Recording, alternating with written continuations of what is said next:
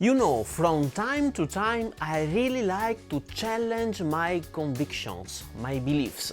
For instance, I was convinced that aliasing was not an issue, but then I changed my mind when I discovered that aliasing was actually the root cause of some artifacts I was hearing in some simulations. Another conviction I have, and that maybe I'm gonna change, is that the solid-state amps cannot match the sound quality of our beloved tube amps. Therefore, I was really curious to check out the Boss Waza Amp Head. Am I going to change my mind? Can this solid-state head rivals with my other tube amps? Let's find out.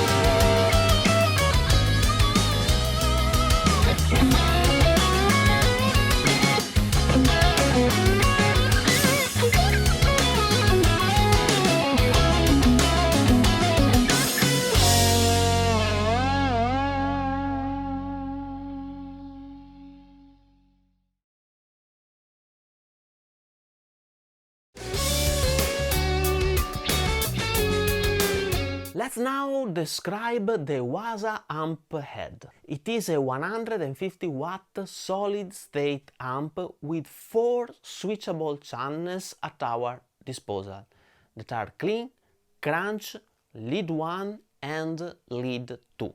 Actually, you have 3 switchable amps at your disposal, as the head has a specific selector that allows us to choose between 3 different amps, one dedicated to a rock tone in the internal position, another one with a Waza brown sound in the amplifier A position as a pre-installed tone capsule, and lastly we have one more empty socket for future expansions where I have installed the Steve Vai tone capsule.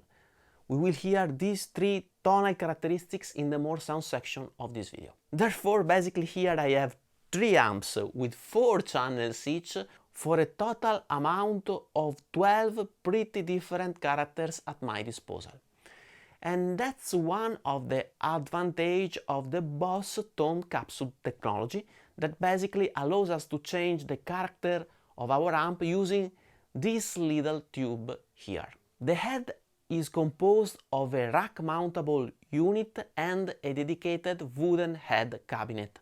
I mean, you can use it as a standard head, or you can remove the wooden head cabinet, rack-mounting the unit. This is, I think, a very handy feature and something more amps should provide. Obviously, Being a solid-state amp with discrete circuitry, it is reliable and maintenance-free. It has a 4-way power control that allows us to set the power at 1 watt, 50, 100 or 150 watts, allowing us to achieve power tube distortion at any volume. In the front panel you also have the line-out air fill that allows us to specify the sound of the line-out, phones or USB out, and we can choose a distant mic, a close mic sound or a sound providing a blend of closed mic and distant mic that can be used, for instance, for live or recording. Then we have the cabinet resonance switch, which adds the resonance of a connected speaker cabinet. Then for each of the 4 channels we have a dedicated gain and volume knob. Furthermore, we have 2 more rows of knobs where the upper row is dedicated to the clean and crunch tones and the lower row is dedicated to the lead 1 and lead 2 channels. The knobs are bass, middle, treble, presence and reverb. Lastly, you have a knob to control the overall volume of the amp and 2 switches to switch on and off the 2 effect loops. In fact, we have 2 effect loops at our disposal with selectable parallel or series routing, which is something pretty rare in an amp head. Furthermore, on the back of the unit we have a line out which allows direct connectivity to external mixer or recording devices. Additionally, there is a foot controller included in the box that lets you change channels and switch effects on off, as well as a USB rec out jack for recording directly to a computer using the head as a USB audio interface. We also have MIDI connectivity and a phone jack for practicing. In the Waza Amp, 2 transformer sections have been dedicated separately to the preamp and the power amp. This design basically, I think, mimics the interaction between the preamp and the power amp tube, similarly to a tube amp. You can check out the dimensions in the screen and the weight is 15 kilos. In fact, this amp is pretty heavy. In terms of price, we have 2 versions of this amp at our disposal, the 150 watt version and the 75 version, which prices are respectively $3,350 and $1,800. So these amps are not cheap at all. Let's now hear some more sounds.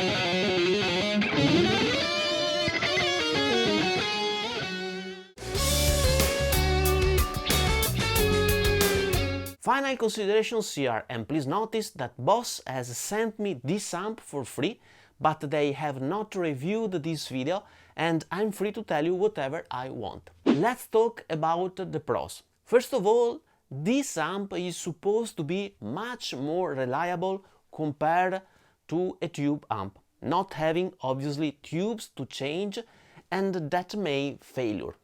The second pro is that it is pretty flexible, having a lot of different tonal characteristics. You can not only go from pristine cleans to heavy distorted tones, but you can drastically change the character of your amp thanks to the tone capsule technology. The third pro I would mention is that it screams quality. It really seems to be built like a tank, and all the knobs and switches give me a sense of quality and reliability. In terms of cons, I don't have too much to talk about, other than it is pretty expensive. I think that actually you are paying for what you get, but of course it is located in the high-end market and it is not accessible for everyone. If you want something more accessible, you would have to go with the Boss Katana series of amps. And now let's talk about the tone. I have basically noticed two things that, in my opinion, it is worth highlighting. The first one is that I really like the clean tones. I can obtain very nice cleans that are focused and pristine. The cleans give me a sense of steadiness. I mean, if you want that kind of tone that never gets distorted, that stays clean without you to pay too much attention about the dynamics, this is the amp for you.